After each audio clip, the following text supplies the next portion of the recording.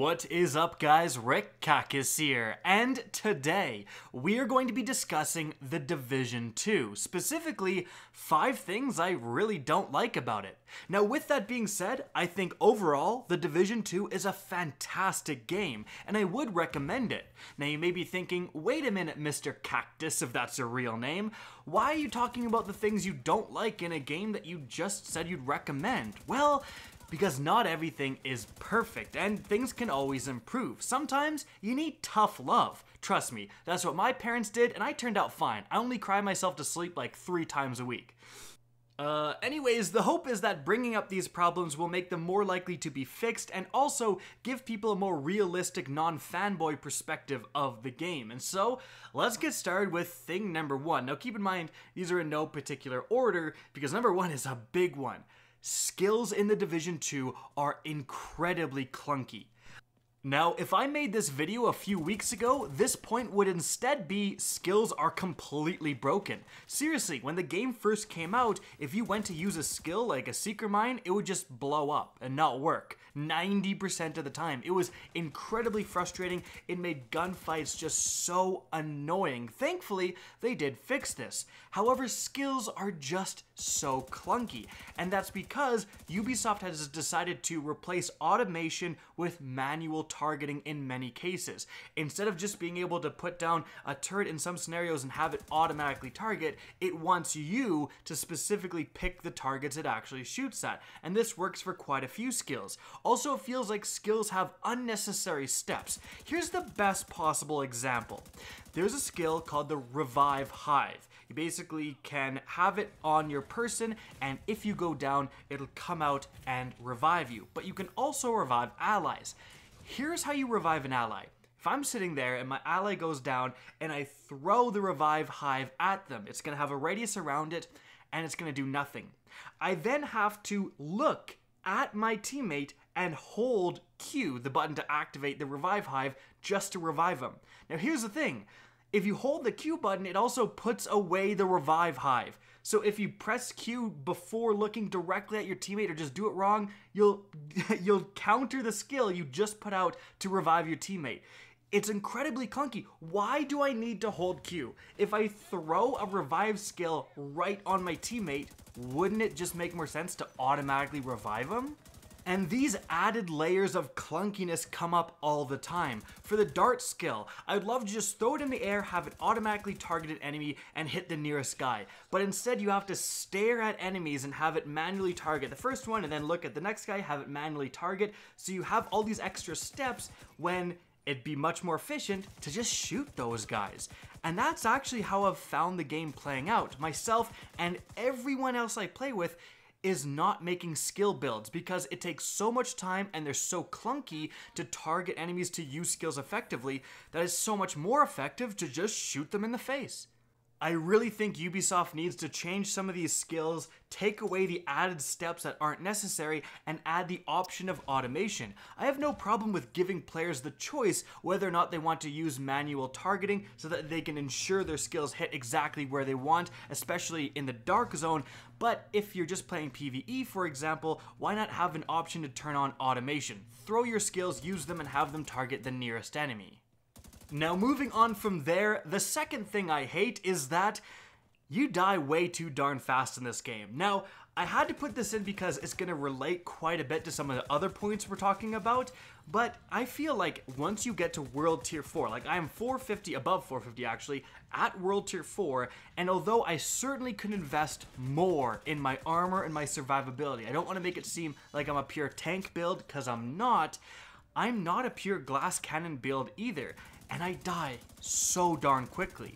In fact, I actually experimented and put on all my gear that had to do with extra armor, that had perks, that boosted armor as much as possible. I went from around 150,000 total armor to around 200,000 total armor. Now, you can definitely get above 200,000, and I would still love to see how like a 100% pure tank build with all the best stuff functions, but my point is that I raised my armor by 50,000 and noticed almost no increase in survivability. yes, you can tank a few more shots. But the problem is that if you're behind cover and somehow an enemy spawns behind you, and that's another issue that's not here, but, you know, 2.5, enemies spawn out of the weirdest locations. So an enemy spawns behind you, a red bar enemy can just melt you. Take away all 200, 150, whatever hundreds of thousands of armor you have can be melted in an instant. And that doesn't feel very good when you're at the end game, or at least the end game so far, and you're kitted out with the best stuff you can find, and you still get melted in a fraction of a second. It also is a big juxtaposition from when you shoot enemies and it takes 45 magazines. Enemies are definitely not as bullet spongy as they were when The Division 1 first launched. I think that Ubisoft does strike a pretty good balance this time around with being able to kill enemies in a reasonable amount of time. But you still gotta pump a lot of rounds into them most of the time. It doesn't feel great when you have to do that to kill enemies, but you're dead in a fraction of a second. I think adding a little bit more survivability would encourage more variety and more build possibilities within the game. And that's part of the reason why skills, like I said earlier, because they're clunky and also because you die so quickly, you don't have time to manually target your stupid drone strike, right? You're getting shot at and you're dead in an instant. And this whole issue of dying quickly really leads into the next point, which is that, number 3, movement is incredibly clunky. Oh my goodness. It is so frustrating to, well, instead of telling you, I'm going to show you. Here's a perfect example. Right here, there's a little ridge by this staircase, and it's an impassable wall. I can't get past it. I have to go up this little tiny ledge to get on the proper area I want to get and go up these stairs. Now, if you think this is an isolated incident on one part of the map, you are sorely mistaken. There are these little ridges, little bumps, little pebbles, things that you should be able to roll right over or walk right over, but they stop you in your tracks. And that combined with one flank from a gold bar could spell your demise.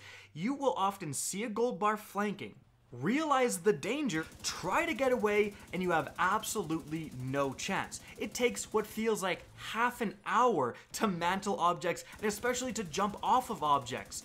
Also, it really doesn't help that rolling is a great way to get away from some enemy fire, but to roll, on PC at least, you have to double press spacebar. But single pressing spacebar will put you in cover. Now here's the thing.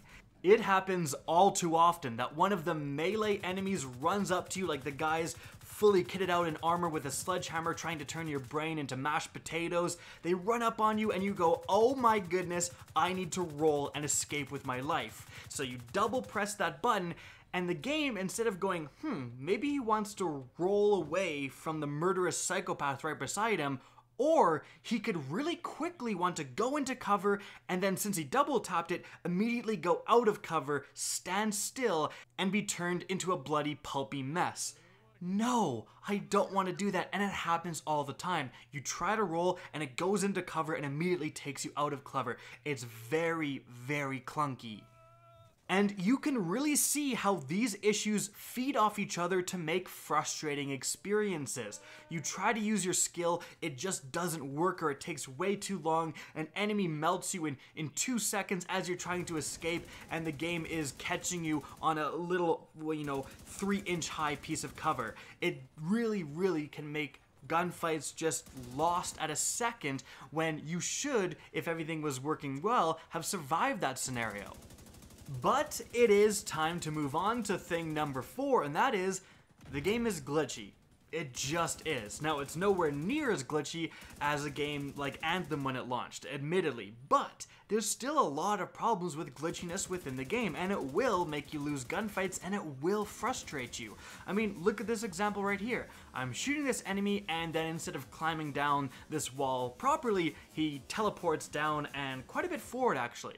Now, it didn't matter in this scenario, but in other scenarios, that's missing out on a ton of damage from you into that enemy. That can result in an enemy getting closer than he otherwise should have and killing you. You could lose a gunfight, you could have to restart a portion of a mission because of a glitch like that. And it's really not just that. When I was playing with MTash, we discovered that switching weapons would delete all of the benefits from your specialist. So for example, he was playing the Sniper Specialist, he had bonuses to stability and accuracy. If he just switched weapons, all those bonuses would suddenly go away and he would lose all his stability and accuracy bonuses. Like, that's not good. Not to mention, there's a glitch right now with the sniper rifle, the TAC 45, like 50 cal special sniper rifle, where it just misses sometimes. You're dead on an enemy and it just decides to miss. That's pretty annoying. We've talked about skills being clunky, but I mean, I have gone down with my Revive Hive fully up, like it's charged, ready to go, and it just doesn't deploy. It just does not deploy, and obviously, I lose that gunfight because of it.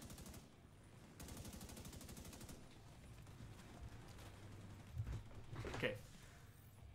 Now, with that being said, I do have to admit that Ubisoft has been fantastic with squashing these glitches as much as they possibly can. Like I said earlier, with the skills not working 90% of the time, that's been patched, and there's been a lot of other bugs that have been squashed. Very, very good. In fact, they've said that they really want to go out and fix all these glitches before they launch the next world tier, and I think that is the right approach, and they have been doing it very swiftly. So I commend them absolutely for that.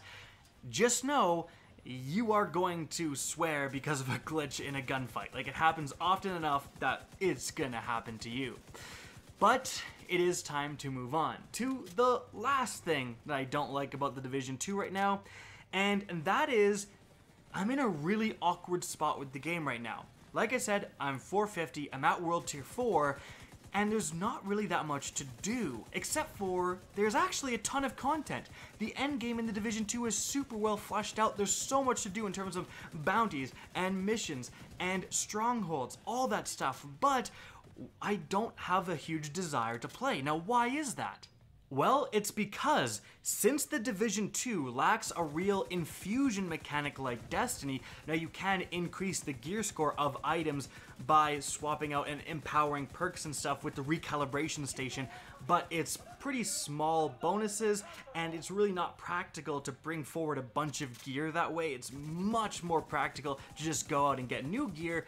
The problem that kind of arises is that as soon as you get to the end game, you kind of just go, well, what next? Because it's not really worth spending a bunch of time in the game perfecting an end game build if that build is gonna become irrelevant in a matter of weeks. Seriously, once you get to World Tier 4, you go, well, would I want to spend 100 hours grinding for the perfect assault rifle when as soon as World Tier 5 comes, and they've said it's coming soon, that assault rifle is going to be useless. It's going to be too low of a gear score, and I don't want to spend a bunch of resources recalibrating it all the way to the new max level. It's way more practical just for me to loot new stuff when the new world tier comes out. Now, some of you will not be having this problem. I said this on Twitter, and I got a lot of flack from people saying, you're just running through the game and you're just experiencing all the content too fast. And that's a fair point, actually. To be honest, I did get to the end game very fast, and if you're still like level 13, you're going, what is this guy talking about, right? But anyone who actually does play a reasonable amount of time and gets to that endgame will encounter this awkward stage of just going, I don't really want to invest a ton of time into a build that's going to be useless. This is not just going to happen from World Tier 4 waiting till World Tier 5, but anytime the gear score is going to be increased with one of the free DLCs, or there's going to be a new World Tier, anytime that happens, there's going to be a big lull period where you're kind of like, you know, I don't want to spend time in the game because my gear will be pointless. I would like some sort of, not copying exactly what the Destiny infusion system is, but a little bit of a better infusion system put into the game, something that if you do get a god roll piece of gear, you can more reasonably take it with you to the end game, and that just would help people justify spending more time in the game. That's what I'm complaining about. Like, I'm not hating on the game, I'm basically saying I want to justify spending so much more time in the game. I love the world, I love the content. It just feels not so great when you know your gear is going to become irrelevant very soon. And that's not to say that they should remove the grind or anything like that, just to slightly help you, continue those god rolls along your journey and along your ascension throughout the Division 2's future content. And so guys, that's it for the video. I'm sure I've angered some fanboys, and there's probably some comments from people who treat this game like their own child, but Hopefully bringing these attentions to light will again give you a better perspective of what's actually happening within the game, and also will hopefully get them fixed as soon as possible. Guys, if you did enjoy this video, please remember to support it by liking and especially sharing. If you guys want to see more Division 2 content similar to this, don't be afraid to slap that subscribe button. If you guys want to get in touch with me and keep up to date with the latest channel activity, the best way is to follow me on Twitter at RickKakis. That's linked in the description down below. Again, I hope you enjoyed the video, and as always, have a good day.